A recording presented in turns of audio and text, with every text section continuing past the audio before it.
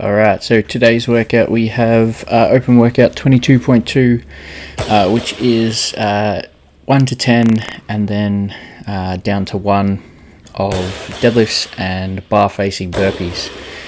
So straight off the bat, I want to talk about a few weeks ago I did hurt my hamstring and wasn't sure whether I was going to able even to compete in any of the open workouts. Found that the first workout was okay. Didn't have any issues. When this one got announced, obviously super nervous because I wanted to do all the workouts, but definitely was not sure how my hamstring was going to go. And as you can probably tell from some of the reps there, not comfortable. Had to change my technique on the deadlift to something that's not very efficient or forgiving to the back there, as well as the hamstring. So I'll talk about that in a minute. I just want to get into the strategy part because that's what most of you want to hear. So strategy wise, my strategy was to do singles from first rep to the last rep. I find it less taxing, obviously, with the deadlifts because you're only working on one phase, the concentric phase, and then try and maintain a uncomfortable pace on the bar facing burpees. So quite a simple strategy. The other thing that to keep in mind as well is there are a lot of transitions, obviously, especially early on and then later in the workout as you sort of start with those lower reps and then go back down towards those lower reps. There are a lot of transitions. Now, something to keep in mind when choosing this strategy, the type of plates that you have are also very important. You don't want plates that bounce super high because that bar is going to shift around a lot as well. The other thing to also mention for this strategy is that you're not going to have your perfect setup every single rep. So what I mean by that is you're not going to have your hands in exactly the same place every single time, which I have done quite a bit of practice on. Not so much recently, but in the past I have done quite a bit of practice with that, so I was quite comfortable with that. So if we go into a little bit more detail on each of the movements for this strategy, staying braced obviously throughout the whole movement, even though you're doing singles, is super important, and it's going to help definitely for the later rounds that you're not super fatigued through that posterior chain. With the singles, like I mentioned earlier, it's simply just less taxing on all parts of the body, so forearms, obviously posterior chain as well, but it also helps control that heart rate a little bit, just simply because you're not working as hard, which allows you to push harder or more consistent on the burpees. So that was my reasoning for choosing that strategy. I believe for people that do struggle a little bit on deadlifts at that weight, this is a good strategy because it also allows you to continually move as well.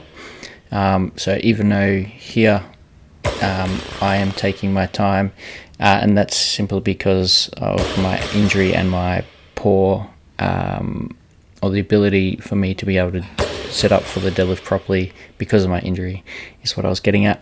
But it allows you to continually move. So when you're doing big sets or trying to do big sets with deadlifts, generally you get, or eventually on this, because you're doing 100 reps of them, if you finish the workout, you're going to be wanting breaks with those deadlifts. So breaking it up just allows you to continually move that barbell without immense fatigue in that position as well.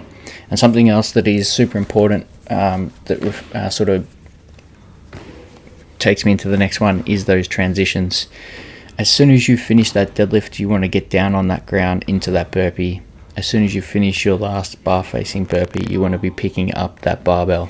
So for most of us, I would imagine this workout is more of an AMRAP, so just as how many reps you can get in 10 minutes.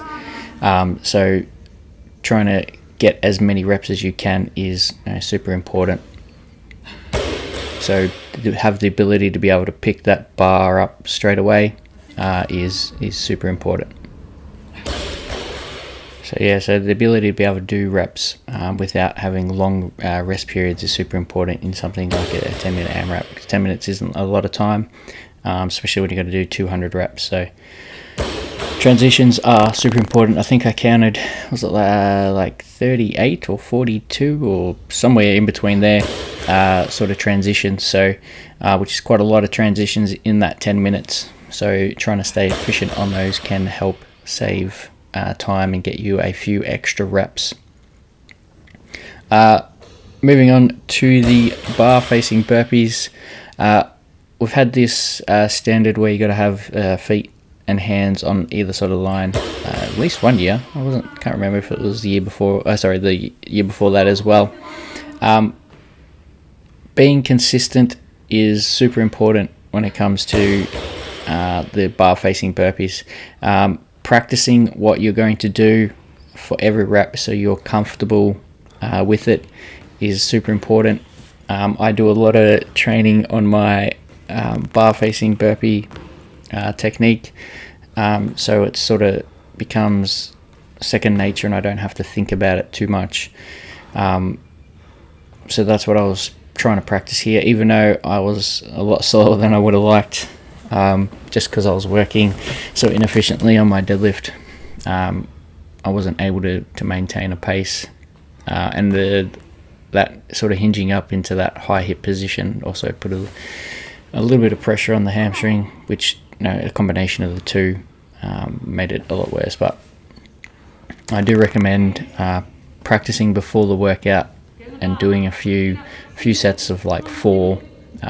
Include that in your warm-up as well, because obviously you're going to be doing a maximum of 100 reps, so you definitely want to stay consistent so you can continue to move on those bar facing burpees.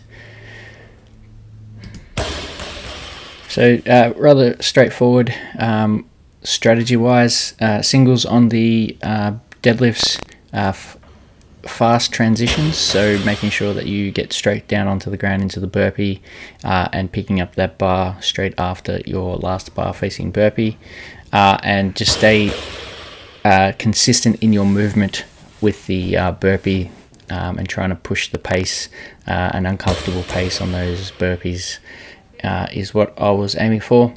Now again, I'll talk a little bit with how I went in this workout. So as you can see, a lot of resting. Positioning on the deadlift is not great at all. So leading into this workout here, once they announced deadlifts, I was like, oh, well, that's it, I can't do this one. But I wanted to do it, so I warmed up. The deadlifts were feeling okay, as in, you can see on that rep, I was so twisted. What was I saying? So during the warm-up felt okay. Thought I would give it a go. Didn't have any expectations on where I would get at. I was just going to sort of let my hamstring judge on where I would get to, basically, and how hard I could push through the deadlifts.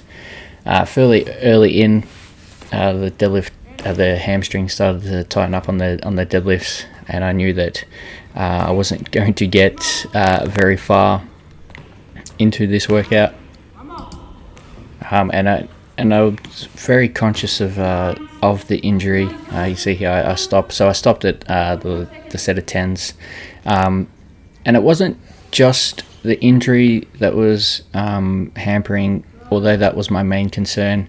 The lack of the ability to be able to train my posterior chain over the last 6 to 8 months definitely played a factor as well.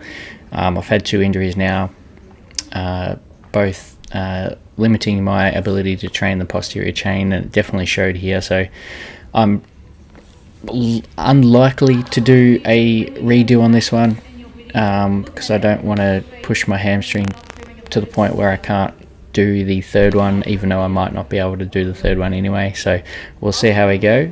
Till next WOD.